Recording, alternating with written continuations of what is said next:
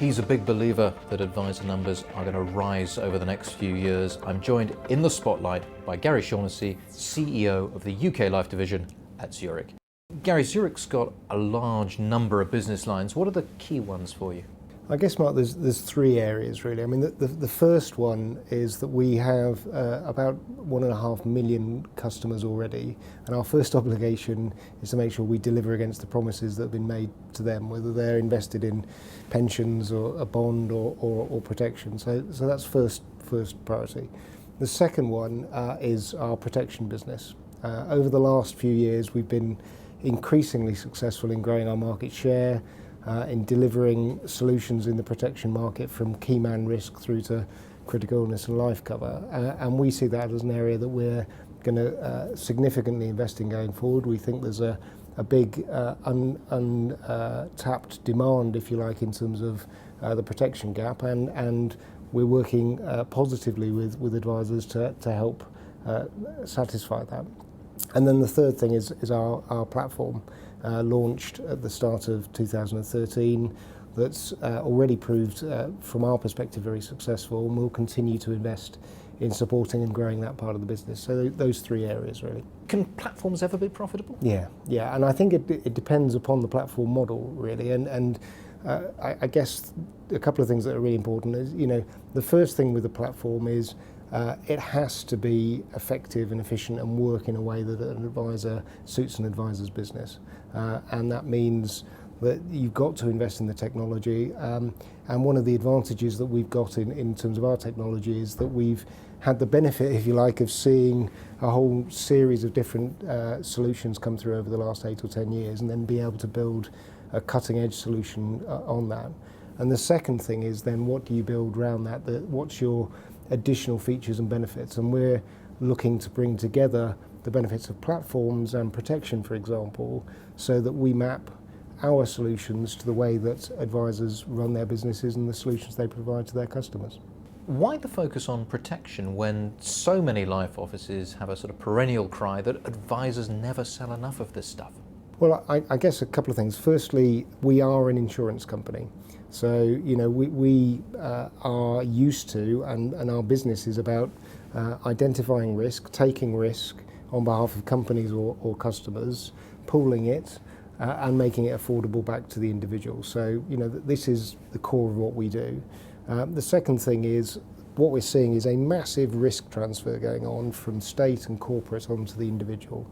And then we see that in the rise in state pension age, the reduction in welfare benefits, the move from defined benefit pensions to defined contribution pensions.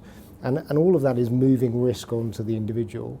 And it's great that we're living longer, but we're also living longer in ill health. So we're surviving things that 10, 15, 20 years ago we wouldn't have survived. So the need for protection is ever greater.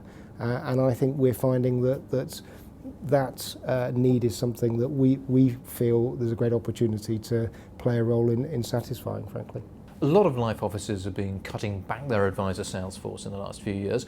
What are your plans? Well, we've found that it is absolutely essential that we have a local contact with our key advisors, and that we're there in the way that they want to interact with us. And in a sense, we found that with the launch of our platform, the fact that we had on-the-ground platform adoption consultants as well as the local relationship managers. So people who really understand the platform can sit in advisors' offices, work with paraplanners, work with the administration teams, and understand how our platform can work on a day-to-day basis for that advisor's business was a real source of added value for advisors that we've been working with. So we're absolutely committed to that. We see that as a source of added value, as I say, and in a way, the fact that in some areas that some of our competitors have reduced their support has actually made it more important, frankly. You're on record as saying there's going to be more advisors after RDR. Why have you got that view?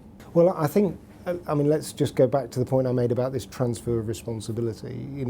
If you look at the number of people who are now in a defined contribution scheme, maybe 5, 10, 15 years from retirement, all of the asset risk is theirs, all the inflation risk is theirs, all the longevity risk is theirs, and the decisions that they make in the lead up to retirement and then in retirement are of a huge impact on their future security, their future income, where 10 or 15 years ago their biggest concern was the pension fund going to go bust, and there's protection underneath that, and were they still going to be employed? So there's this massive transfer of responsibility onto the individual, I think, drives with it the need for advice and support and guidance. And in addition to that, you've got a much more complex tax environment than we had even 5 years ago. About 250,000 additional people became higher rate taxpayers last April. If nothing else changes between now and this April, another 250,000 people become higher rate taxpayers. So tax is becoming more onerous, particularly for the middle classes and the squeeze middle, if you like, and it's becoming more complex, and guiding people through that, working out what the outcomes that people are trying to achieve and how they can achieve their aspirations and take that responsibility on, I think needs high quality advice, and that's what gives me the view that growth will come over the next 4 or 5 years' time. Are you tempted to buy distribution? No, I don't think it's, I guess the question for us is, what are we good at? And that's why we're investing very strongly in our protection capability, for example, and the platform capability, because we are very good at underwriting. Our underwriting is high caliber. The technical capability of our people is very strong indeed. We're working positively with advisors and also with employers and employee benefit consultants to make sure that we take our insurance capability and map that into what works for their businesses. How big a marketplace do you see workplace savings becoming? Well, it's a very good question, because this has been the area where, if you'd have gone back 10 years ago, you could have asked the same question. I do think auto-enrolment has created a bit of a tipping point, and I also think we're now dealing with people who are in defined contribution schemes who've got seriously significant pots of money. I think in addition to that, what we're seeing employers doing is recognising post-auto-enrolment that they have a responsibility, whether they wanted it or not, for the financial well-being of their people, and I think that's driving the growth of the market.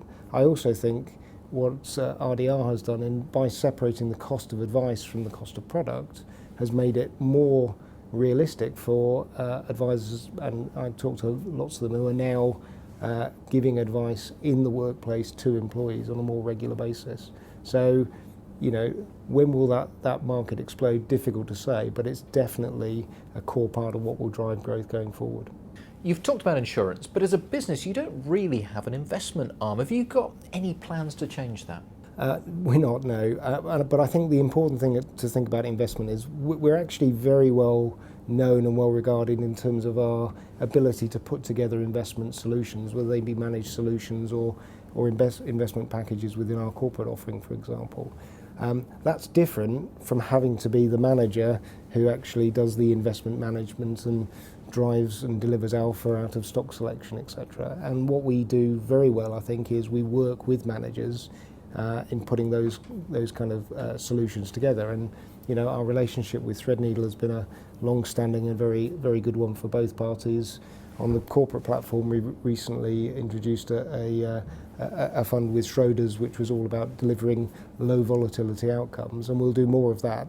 We don't need to be the people actually managing the individual asset classes to do that. And I think it is all about focusing on what you're best at. And we're an insurance company. We're good at packaging solutions. We're good at taking risk.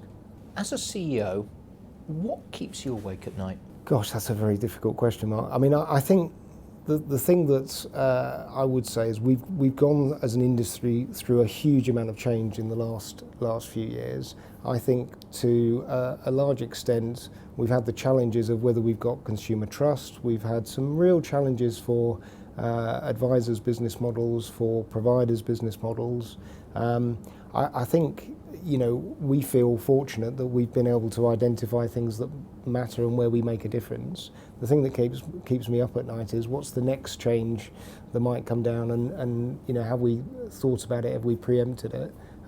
Because you know, there's change whether it comes from Canary Wharf, from Brussels, from the changes in the market. So I think it's just the nature of the unpredictable nature of change, but that's also what makes this whole industry very exciting. I'd come back to, you know, we have a real opportunity in making a difference to people who are suddenly faced with a much more complex tax environment and taking on personal risk in a way that you know, just hasn't been the case before, and that's actually a very exciting thing if you can deliver against it.